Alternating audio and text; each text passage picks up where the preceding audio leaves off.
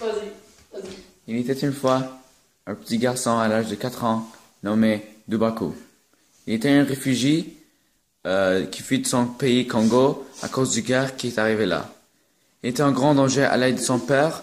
Il a réussi à s'enfuir sur un bateau, mais son père ne pouvait pas venir.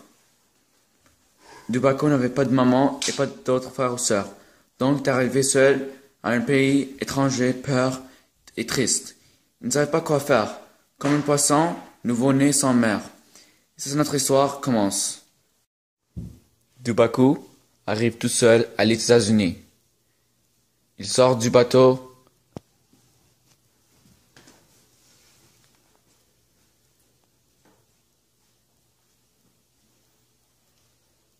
Bonjour petit, où est ton père? Est-ce que tu parles français? C'est bon. Oh, bonjour monsieur, j'ai besoin de l'aide. Il y a un petit enfant ici, il ne parle pas notre langue. Oui, d'accord.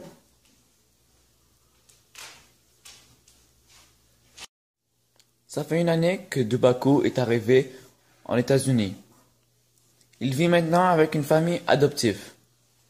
Il essaie d'apprendre le français, mais c'est pas très facile.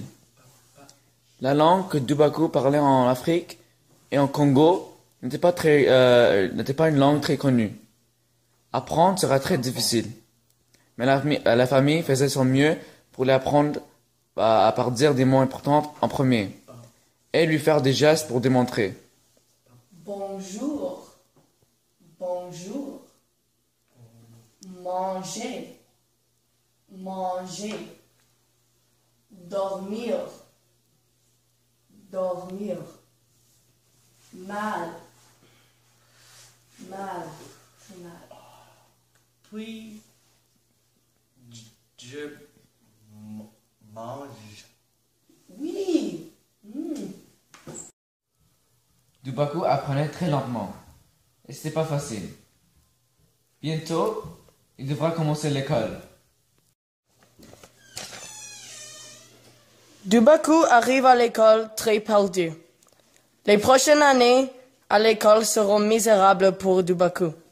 En premier, il ne pouvait pas parler en anglais et avait pas beaucoup d'amis. Puis, après quelques années d'apprendre anglais plus bien, il change d'école à une école où les étudiants sont presque tous blancs. À son premier jour en 5e année, à son nouveau école, les enfants sont très méchants et racistes à lui. Qu'est-ce que tu fais ici? Arrête. Stupide noir! Yo, mais retourne dans ton pays. Sérieux! Va-t'en avec les autres noirs là-bas! Dubaku regarde autour de lui et voit un petit groupe de noirs. Ils sont tous blessés. Dubaku avait peur, mais il était aussi heureux de voir des gens comme lui. Au moins, il ne se sentait pas tout seul.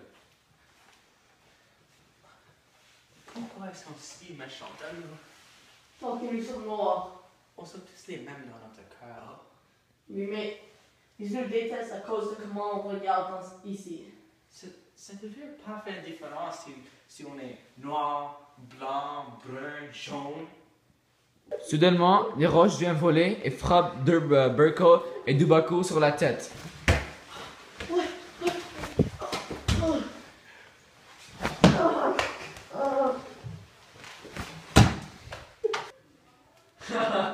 Ces noirs ne devraient pas être dans notre pays. Enseignant, madame, sur moi, voir ce qui arrive.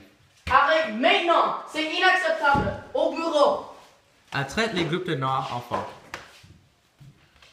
Dubaku, dans ce monde, il y a des personnes qui veulent te voir échouer, mais c'est la persévérance qui va vous apporter le succès. Même si c'est dur et tu te fais frapper, tu dois te relever et continuer à battre. Ce que Madame Surma a dit ces journées a motivé et inspiré Dubaku. Il luttait en classe, mais il a commencé à travailler très fort pour améliorer ses marques. Il a appris de ne pas prendre les remarques racistes au cœur. Haha, stupide noir! Merci. Quoi? J'étais insulté, idiote. Tu ne vas pas rentrer à la 12e année. Tu es un gaspillage de vie. Merci, je suis en retard pour classe. Au revoir. 6 ans plus tard, Dubaku a gradué avec les meilleures notes de sa classe. Il a réussi une bourse scolaire à une des meilleures universités des États-Unis. Mon vie était très difficile, mais je ne peux pas avoir rendu à ce point sans la persévérance et sans une personne qui m'a rappelé qu'il y a toujours la lumière au bout de la tunnel. C'était Madame Soma. Elle m'a inspiré et m'a aidé à monter en haut pour atteindre le sommet de mon potentiel. Mais